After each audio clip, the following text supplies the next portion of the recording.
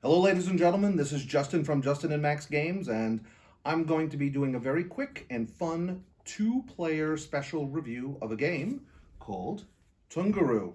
Now, this was a gift, and as you notice, it is the Kickstarter version of the game with the really nice statues and the really nice people, and all the people are individual, and all the statues are individual. Now, this game, when we first got it, I was reading the rule book, and I was like, it looks like a light and easy game, but there's a lot of things to think about. And I studied all of the rules and got the thing out on the table. And I'll have to admit, the first two-player game, we didn't really know what we were doing, myself and my wife, Erica. And when we got to finishing, we saw that the scores were very, very far apart. And yes, it is trading resources too. The main thing is to get people to join your clan on these various islands. But the trading and building up an engine of which people you're going to get into your group, fishing around the islands, or I should say sailing around the islands to get fish sometimes, and all the other things. You know, the first time through, I have to admit, I was not crazy about it. I was probably around a 6 or a 6.5.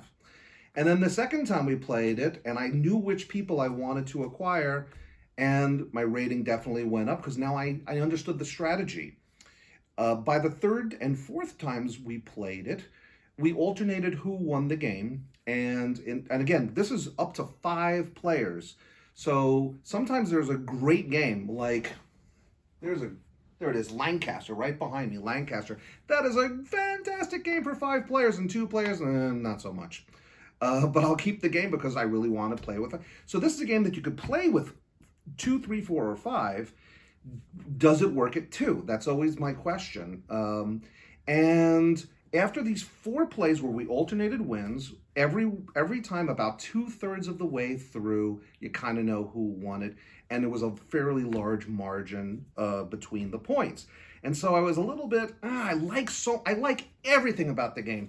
I like when you play out your secret card at the beginning of a round and you get a special power, and then you don't know what the other person is going to play, but you're trying to guess what it is, but then you have to give them your card. That's such a cool mechanism. The dice, that everyone has the same number, so everyone's kind of fighting over the area. I like everything about the game, but those scores were just so far apart. But finally, on our 5th game, Erica won by a single point, and that to me always 128 to 127 or something like that. Anyway, that always tells me this works at 2. I am so excited to play this once the COVID thing is over and we can get more people in the house and play it with 3, 4, and 5. But does it work with 2 players? Yes. Do you need to play it a few times before you really get the whole thing? Yes. And one thing that I really, really, really like are these special tiles that cover the trading and what you get in the various islands, because without them, I think there's a little bit of, you can kind of see the synergies between the islands and where you'd want to go first and what you want to trade for. But this really mixes it up, makes some resources scarce, other ones not so scarce.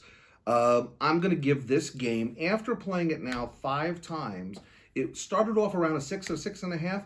I'm close to probably an 8.75 on the game now. Really close to a 9. Love the game. If you're a 2-player group, I definitely recommend it, but give it a chance.